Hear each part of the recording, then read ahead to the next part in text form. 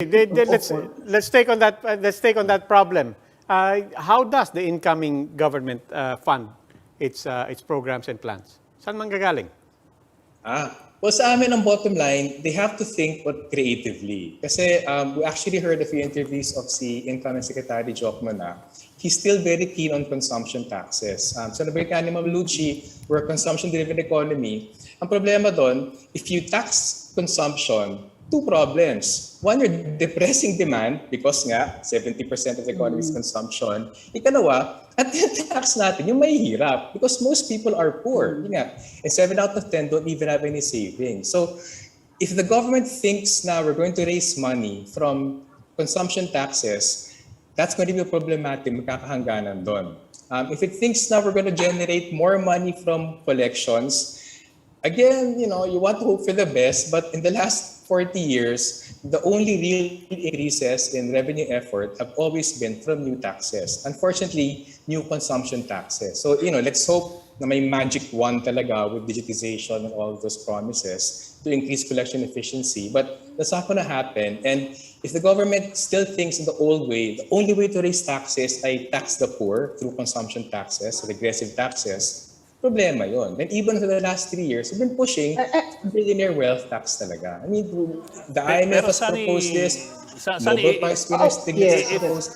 If not consumption tax, what other source of revenue could there be? I mean, corporate tax or like the office proposing delay the cutback in reducing income taxes. Defer the train. Alam mo yung differ, of course, ang pinakamahirapan doon, numerically, are yung middle class who benefited from the income tax cuts.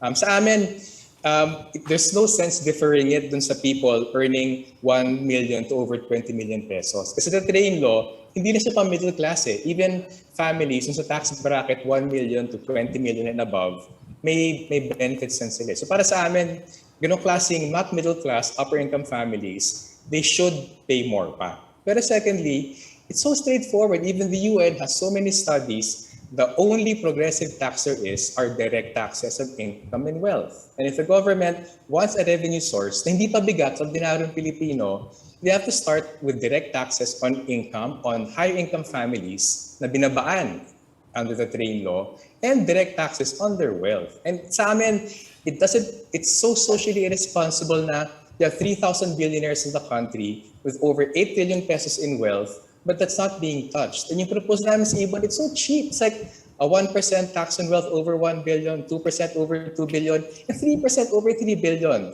That's nothing.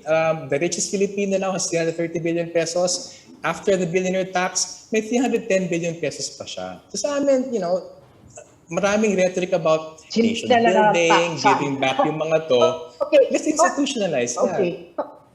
But I think also it aligned with their thrust toward inviting more. Kasi, did you know, ito weird to ha, every time may crisis sa Philippines, the pandemic crisis, the global financial crisis noong 2008-2009, the Asian financial crisis, these exact 3 years were the years na binabaan yung corporate income tax. So parang isipin mo, parang something's wrong here. In a time of crisis, ang sinasanda ng government, yung big corporations. And every time may tax revenue effort increase, it's from higher consumption taxes. So para sa amin, that has to be rethought talaga. I mean, any government sincere about being socially responsible, about being more equitable. Sabi naman ni incoming President Marcos, niniwala siya sa redistribution of wealth. So let's hold them to that. Parang, can we at least try? Parang sa amin naman ganun lang eh. We have to put that on the table, shift the envelope a bit. If it doesn't work, it's not for want of trying. It's an investment. Mali natin. We have a more progressive administration or Congress in 3 years or in 6 years. Good luck on that.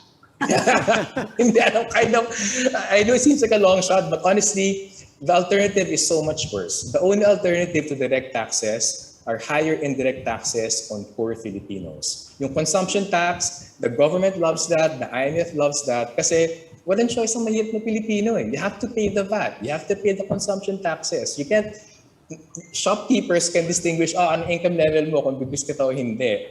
So it's such a blunt instrument. That's why it's so traumatic and bludgeoning for poor Filipinos. And